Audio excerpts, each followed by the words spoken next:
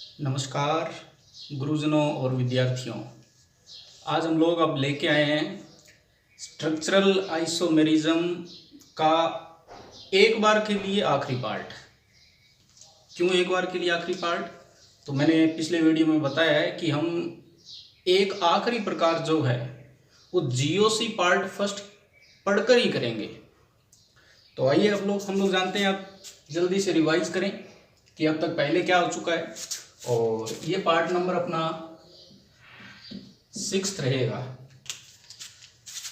तो आइसोमेरिज्म के बारे में हम लोग अब तक पढ़ चुके थे कि ये दो प्रकार हैं, एक स्ट्रक्चरल और एक स्टीरियो। स्ट्रक्चरल आइसोमेरिज्म में हम लोगों ने जाना था कि मॉलिक्यूलर फार्मूला सेम रहेगा, मिनिमम 2 कंपाउंड होंगे। मिनिमम 2 कंपाउंड हो, मॉलिक्यूलर फार्मूला सेम हो, लेकिन उनकी दोनों कंपाउंड की स्ट्रक्चर जो है वो डिफरेंट हो। और स्ट्रक्चर डिफरेंट का कैसे पता चलता था? अपने उसका IUPAC नाम लिखते थे। तो ये जो कंडीशन है कि मिनिमम 2 कंपाउंड हो, मॉलिक्यूलर फार्मूला सेम हो, ये सभी पर लागू होगी। यह कंडीशन सभी पर लगेगी। तो स्टीरियो पर भी वही कंडीशन, मिनिमम 2 कंपाउंड्स हो, मॉलिक्यूलर फार्मूला सेम हो,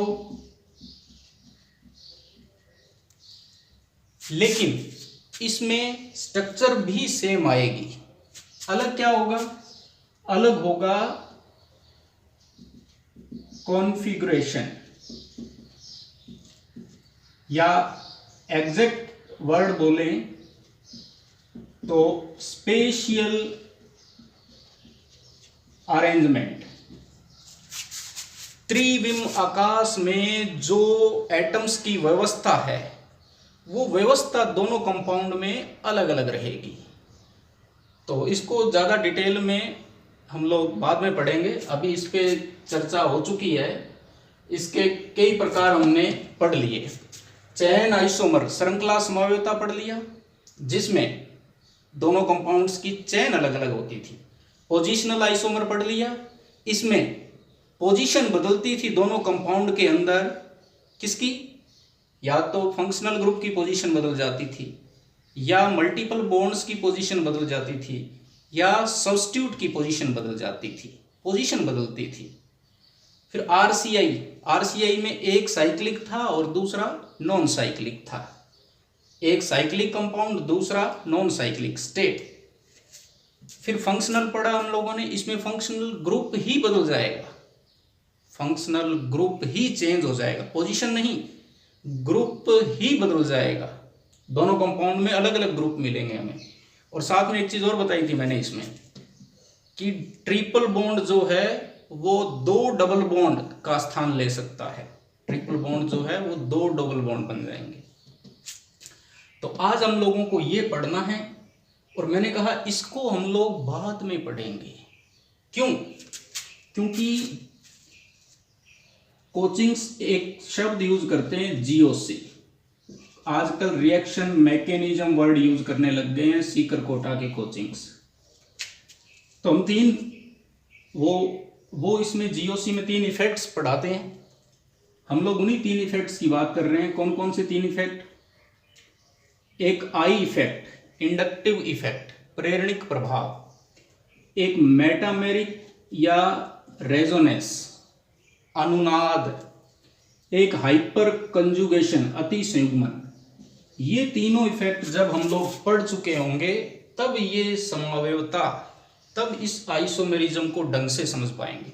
अतः इसको एक बार छोड़ते हैं और इसको शुरू करते हैं हम लोग, मेटामेरिज्म को। तो अभी थोड़ा सा जो है वो यही बता देता हूं। मेटामेरिज्म किसको बोलेंगे? वही कंडीशन, मिनिमम 2 कंपाउंड हो, मतलब कम से कम 2 कार्बनिक यौगिक हो, 2 यौगिक हो, कम से कम 2 कंपाउंड हो, उन दोनों के मॉलिक्यूलर फार्मूला सेम आए, दोनों के मॉलिक्यूलर फार्मूला सेम आए, और स्ट्रक्चर डिफरेंट। स्ट्रक्चर के लिए क्या चेक करना होता था? IUPAC नाम। वो IUPAC जो नाम है वो डिफरेंट रहेगा। अब IUPAC नाम में क्या चीज डिफरेंट रहने वाली है ये देखना है। पहली बात, इसमें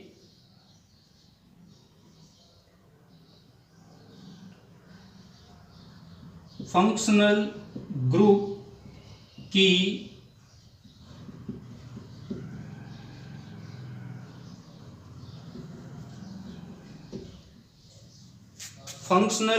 की पोजीशन बदलेगी। तो अब आप यहां कंफ्यूज होगे, पोजीशन, यहां कंडीशन लगाऊंगा मैं, क्या कंडीशन है वो ध्यान रखना है। फंक्शनल ग्रुप की पोजीशन बदलेगी। यहां जो फंक्शनल ग्रुप होगा वो फंक्शनल ग्रुप कैसा होना चाहिए? वो पॉलीवैलेंट होना चाहिए। कैसा होना चाहिए? पॉलीवैलेंट फंक्शनल ग्रुप होना चाहिए। पॉलीवैलेंट मतलब बहुसंयोजी फंक्शनल ग्रुप होना चाहिए। दो कंपाउंड हो कम से कम, दोनों के मॉलिक्यूलर फार्मूला सेम, लेकिन स्ट्रक्चर अलग अलग। स्ट्रक्चर में क्या अलग अलग? फंक्शनल ग्रुप की पोजीशन अलग अलग। तो फंक्शनल ग्रुप की पोजीशन अलग है तो फिर तो पोजीशनल हो जाना चाहिए ये, नहीं।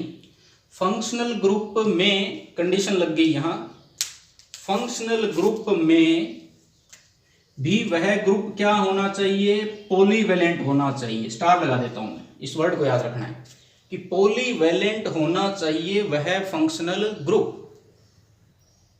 ओके, अभी इसको एक एग्जांपल से देखते हैं, फिर ज्यादा क्लियर होगा। आइए एग्जांपल देखते हैं पहले। आइए इसको एक एग्जांपल से समझते हैं कि मेटामेरिज्म में मैं क्या बात बोल रहा हूं। मैं केवल फंक्शनल ग्रुप नहीं बोल रहा हूं, फंक्शनल ग्रुप में भी कैसा? पॉलीवैलेंट फंक्शनल ग्रुप की पोजीशन बदलनी चाहिए। यहां भी रिमार्क है, पॉलीवैलेंट फंक्शनल ग्रुप नहीं बदलना चाहिए, उस ग्रुप की पोजीशन बदलनी चाहिए। तो पहले तो ये जान लें ये पॉलीवैलेंट आखिर क्या मामला क्या है। देखो, ये मैं दो कंपाउंड लिख देता हूं यहां। पॉलीवैलेंट फंक्शनल ग्रुप की अपने एक टेबल तैयार कर लेंगे अलग से। अभी एक एग्जांपल के लिए आप समझ लो, इसको एक बार रहने देते हैं। ये देख लो, ये मान लो मैं कार्बोनिल कंपाउंड लिखने जा रहा हूं, ठीक है, उसमें से भी कीटोन लिख रहा हूं मैं। तो कीटोन आप जानते हैं इधर कोई ना कोई एल्किल समूह लगे होते हैं, इधर भी कोई ना कोई एल्किल समूह लगे होते हैं। मतलब इधर भी कार्बन श्रृंखला होती है, इधर भी कार्बन श्रृंखला होती है, बीच में ये जो समूह है इसको कीटोन समूह कहते हैं। ठीक है, अब एक बार मैं ये श्रृंखला हटा रहा हूं, इसको देखो। अब ये एक फ्री बॉन्ड पड़ा है किसी कार्बन श्रृंखला से जुड़ने के लिए, यहां भी एक फ्री बॉन्ड पड़ा है किसी भी कार्बन श्रृंखला से जुड़ने के लिए। मतलब एक ये है फ्री बॉन्ड और एक ये है। तो टू फ्री वैलेंसी पड़ी है। बहुसंयोजी पॉलीवैलेंट मतलब एक से ज्यादा के साथ जुड़ने वाला। तो इधर भी जुड़ेगा और इधर भी जुड़ेगा। तो टू फ्री वैलेंसी पड़ी है इसके पास। ठीक है, एक ये ग्रुप है अपने पास COOH। अब इसमें देखें, इसमें केवल ये एक ही बॉन्ड है, जो इधर कोई कार्बन श्रृंखला होगी यहां कोई ना कोई, तो ये केवल एक ही फ्री बॉन्ड है जो ये कार्बन श्रृंखला के साथ बनाएगा। तो इसको बोलते हैं कि वन फ्री वैलेंसी पड़ी है। इसके पास एक बॉन्ड बनाने के लिए है, इसके पास दो बॉन्ड बनाने के लिए वैलेंसी पड़ी है। तो जब एक बॉन्ड बनाने के लिए हो तो उसको मोनोवेलेंट, और जब एक से अधिक बॉन्ड बना पाए ऐसे ग्रुप पॉलीवेलेंट फंक्शनल ग्रुप कहलाते हैं। यानी एक बॉन्ड अब ये और बना सकता है, ये दो बॉन्ड बनाने के लिए स्वतंत्र है। तो कोई भी ऐसे कंपाउंड जो इस तरह से एक से अधिक बॉन्ड बनाने के लिए स्वतंत्र हो, कोई भी ऐसे फंक्शनल ग्रुप जो एक से अधिक बॉन्ड बनाने के लिए स्वतंत्र हो, तो उन्हें क्या बोलते हैं? उन्हें बोलते हैं पॉलीवेलेंट फंक्शनल ग्रुप, बहुसंयोजी क्रियात्मक समूह। ऐसे समूह की पोजीशन बदल जाए कार्बन श्रृंखला में, ऐसे समूह की पोजीशन बदल जाए, पॉलीवेलेंट फंक्शनल ग्रुप की पोजीशन बदल जाए, तो ऐसा आइसोमेरिज्म मेटामेरिज्म कहलाता है। ठीक है, अब एग्जाम्पल देख लेते हैं। यहां आप देखें, मेन कार्बन श्रृंखला देखें, इसमें नंबरिंग शुरू करेंगे तो 1 2 3 4 5, इसमें नंबरिंग शुरू करेंगे 1 2 3 4 5। ये अब अपना पॉलीवेलेंट ग्रुप है, ये पॉलीवेलेंट फंक्शनल ग्रुप है। इसमें पोजीशन देखो आप पॉलीवेलेंट फंक्शनल ग्रुप की 3 नंबर पे है, और इसमें देखो पोजीशन पॉलीवेलेंट ग्रुप की 2 नंबर पे है। तो शुरू से देखें, क्या दो कंपाउंड है? बिल्कुल है।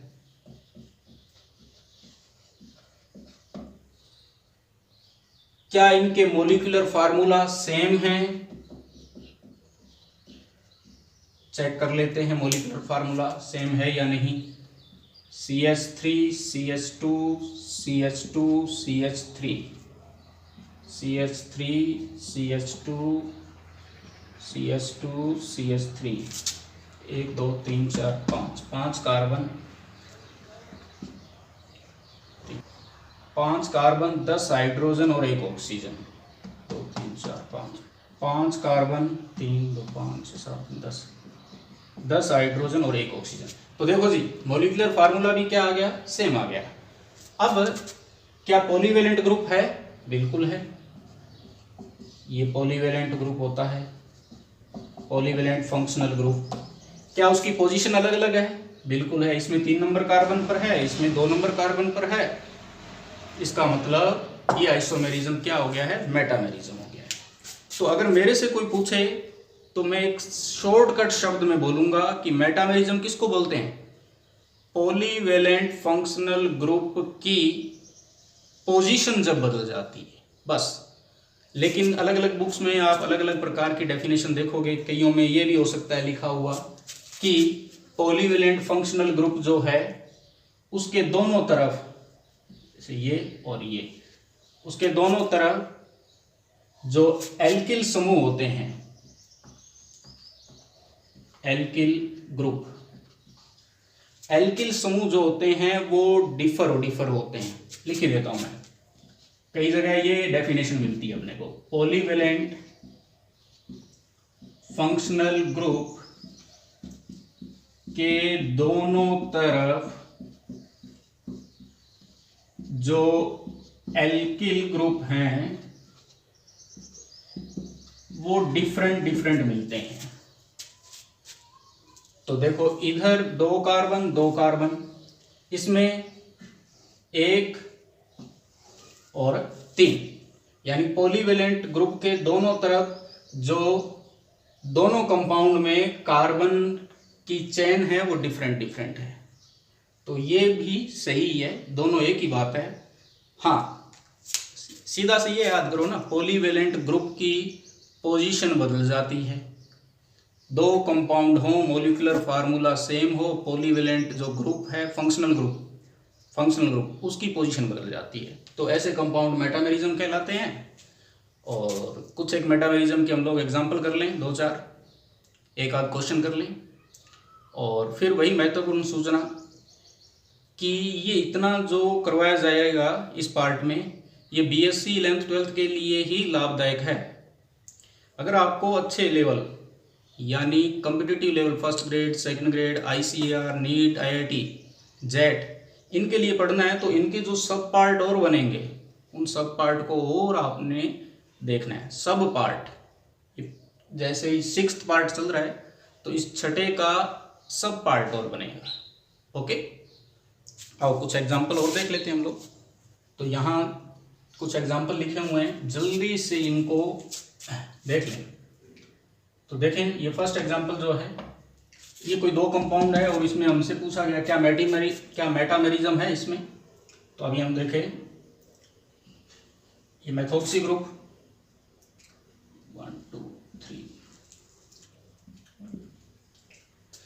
ठीक है। अब देखें इसमें पहली बात, क्या ये पॉलीवेलेंट है? बिल्कुल है, पॉलीवेलेंट फंक्शनल ग्रुप। इस फंक्शनल ग्रुप की पोजीशन देखो, यहां 1 कार्बन के बाद 3 कार्बन से पहले है, यहां 2 कार्बन के बाद और उधर 2 कार्बन से पहले। मतलब फंक्शनल ग्रुप जो है वो पॉलीवेलेंट है,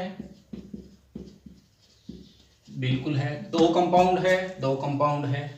इनका मॉलिक्यूलर फार्मूला ये आगे लिखे पड़े हैं, मेरे मिलाए हुए हैं, आप और मिला लेना। मॉलिक्यूलर फार्मूला इन दोनों का वो आएगा सेम, इन दोनों का भी सेम, इन दोनों का भी सेम। और ये भी पॉलीवेलेंट ग्रुप है, ये भी पॉलीवेलेंट ग्रुप है, ये भी पॉलीवेलेंट ग्रुप है। तो पॉलीवेलेंट ग्रुप है, मॉलिक्यूलर फार्मूला इनके सेम आ रहे हैं, इन दोनों के सेम आ रहे हैं, इन दोनों के भी सेम हैं। और पॉलीवेलेंट ग्रुप की पोजीशन है वो बदल रही है। देखो, इसमें जस्ट 1 कार्बन के बाद, इसमें जस्ट 2 कार्बन के बाद। यहां थायो की पोजीशन 1 कार्बन के बाद, यहां 2 कार्बन के बाद। NH की पोजीशन 2 कार्बन के बाद, यहां NH की पोजीशन 3 कार्बन के बाद। तो ये मेटामेरिज्म के एग्जाम्पल है, यानी चलावयवता के उदाहरण है ये। तो इन सभी में मेटामेरिज्म है, चलावयवता है। एक आध और क्वेश्चन कर लेते हैं। तो आइए एक क्वेश्चन देखें। क्वेश्चन लिखा हुआ है, which will not show metamerism. मतलब कौन सा कंपाउंड है इनमें जो चलावयवता शो नहीं करेंगे, जो चलावयवता शो नहीं करेंगे, मेटामेरिज्म नहीं दिखाएंगे। तो इनमें हम लोगों को छांटने हैं जो मेटामेरिज्म दिखाते हैं और जो मेटामेरिज्म नहीं दिखाते। देखिए कि इसका क्या कोई और कंपाउंड बनाया जा सकता है, इसका पहले का एल्कोहल का। तो आप जानते हैं कि एल्कोहल जो होता है, एल्कोहल ये मोनोवेलेंट है, मोनोवेलेंट, एक संयोजी है।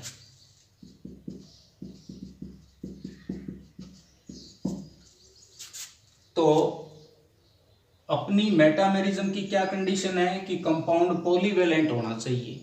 इसका मतलब इसमें मेटामेरिज्म नहीं होगी, नहीं होगी, नहीं होगी। दूसरी समावयवताएं हो सकती हैं, इससे बनाई जा सकती हैं। एक अकेला कंपाउंड तो दिखाता ही नहीं है। पहली बात, क्या इससे दूसरे कंपाउंड बनाएं तो वो मेटामेरिज्म दिखाएंगे कि नहीं दिखाएंगे। इससे बनने वाला कोई भी कंपाउंड जिसमें OH ग्रुप ही लगा हुआ हो वो मेटामेरिज्म शो नहीं करेगा, क्योंकि OH है वो मोनोवेलेंट होता है। इसकी बात करें, हाँ पॉलीवेलेंट ग्रुप है और इससे दूसरा कंपाउंड बनाया जा सकता है। तो कैसे बनाया जा सकता है, इस O को इधर ले आए, CH2 को इधर ले आए।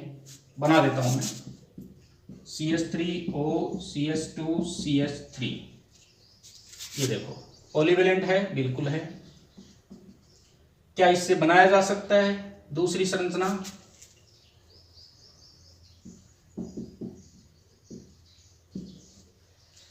तो यहां देखें, इसमें 2 कार्बन के बाद आ रहा है ऑक्सीजन, यहाँ एक कार्बन के बाद ही आ रहा है, मतलब इसके मेटामर्स बनाए जा सकते हैं। इसकी बात करें, इसके मेटामर नहीं बन सकते। कैसे?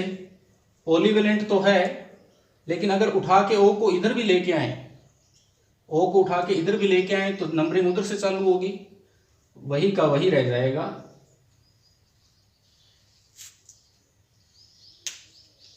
अगर O को उठा के इधर भी ले आए, जैसे मैं बना देता हूं CH3 CH2O CH3,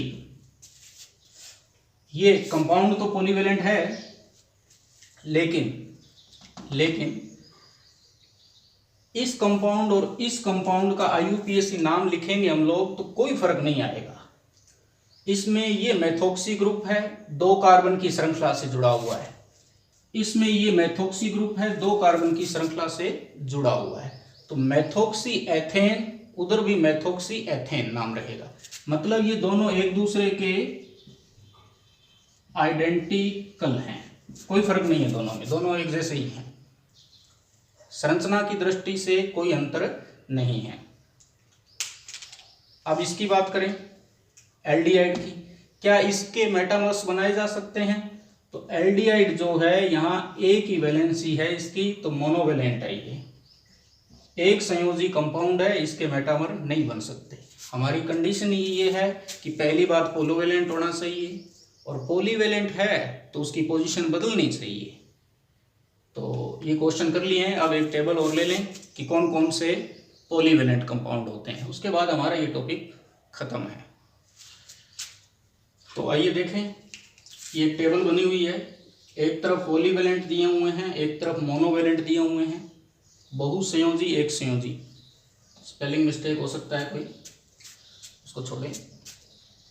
हाँ, तो ये देखो, जब ईथर, थायोईथर, NH, N के जो 3 बॉन्ड हैं इनमें से कोई 2 बॉन्ड अलग अलग हों, इधर कोई एल्किल इधर कोई एल्किल, ऐसे ही कीटोन के इधर कोई एल्किल इधर कोई एल्किल, ऐसे ही इसका एक हाइड्रोजन हटाकर इस एमाइड को बीच में ले आए और इधर एल्किल ग्रुप कर दिया, इधर एल्किल ग्रुप कर दिया। ऐसे ही एस्टर, ऐसे ही एनहाइड्राइड, ये सब पॉलीवेलेंट होते हैं। और monovalent carboxylic acid, NH2, cyanide, isocyanide, halogen, aldehyde, alcohol, amide, COCl, ये सब मोनोवेलेंट है। तो इसको उतार लें। बहुत ही आसान, सबसे आसान टॉपिक है मेटामेरिज्म। और एक वर्ड कई बार इसके लिए यूज करते हैं, यह एक स्पेशल टाइप का PI है। PI तो है, पोजीशन तो बदली है, लेकिन स्पेशल टाइप है। किसकी पोजीशन बदली थी? फंक्शनल ग्रुप की। कौन से फंक्शनल ग्रुप की? पॉलीवेलेंट फंक्शनल ग्रुप की, इसीलिए स्पेशल है। केवल फंक्शनल ग्रुप नहीं बोलना है, फिर तो PI हो गया। पॉलीवेलेंट फंक्शनल ग्रुप, इसीलिए फिर ये स्पेशल टाइप का PI हो गया। और जब भी कंफ्यूज होते दिखो कि भी CI भी लग रहा है, PI भी लग रहा है, कोई ऐसे स्ट्रक्चर आ जाए सामने जो हम सब पार्ट में पढ़ेंगे, खूब सारे एग्जाम्पल, खूब सारे क्वेश्चन, तो फिर वहाँ उनको कैसे देखना है, उसके लिए मैंने एक ट्रिक बताई थी आपको। दोबारा रिपीट कर देता हूँ। राजू तेरे फोन में कितने पैसे? राजू तेरे फोन में कितने पैसे हैं? राजू मतलब R, T, फोन से F, में से M, C से कितने, पैसों से P। RCI tautomerism, functional, metamerism, CI PI, चैन आइसोमर, पोजिशनल आइसोमर। तो ये RCI सबसे अधिक वरीयता रखता है, टोटोमेरिज्म उससे कम, फंक्शनल ग्रुप उससे कम, मेटामेरिज्म उससे कम, चैन आइसोमर उससे कम, और सबसे लास्ट में पोजिशनल आइसोमेरिज्म। तो इस रूल को फॉलो करना है। जहाँ भी डाउट लगे आपको कि भाई ये दोनों ही लग रही हैं, तो फिर सबसे ज़्यादा प्रायोरिटी किसको दें, इसके अकॉर्डिंग आप प्रायोरिटी है वो सेट कर सकते हैं। तो ठीक है प्यारे विद्यार्थियों, मेटामेरिज्म खत्म हो गया है और स्ट्रक्चरल आइसोमेरिज्म लगभग कंप्लीट है। अब हम लोग स्टीरियो करने से पहले एक बार जीओसी पढ़ेंगे।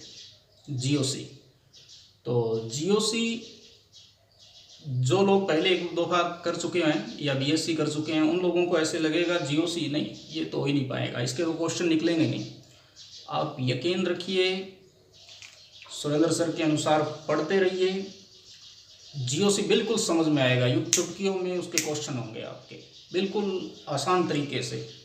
और जिनको आज तक ऑर्गेनिक की रिएक्शनें याद नहीं होती थी, उनके लिए एक मेथड, खेल खेल में ऑर्गेनिक रिएक्शन सीखें, एक मेथड लगाएंगे अपने छोटा सा और 5-7 डायग्राम बनाएंगे। उन डायग्राम से ही 90% जो रिएक्शंस हैं वो याद हो जाएंगी आपको।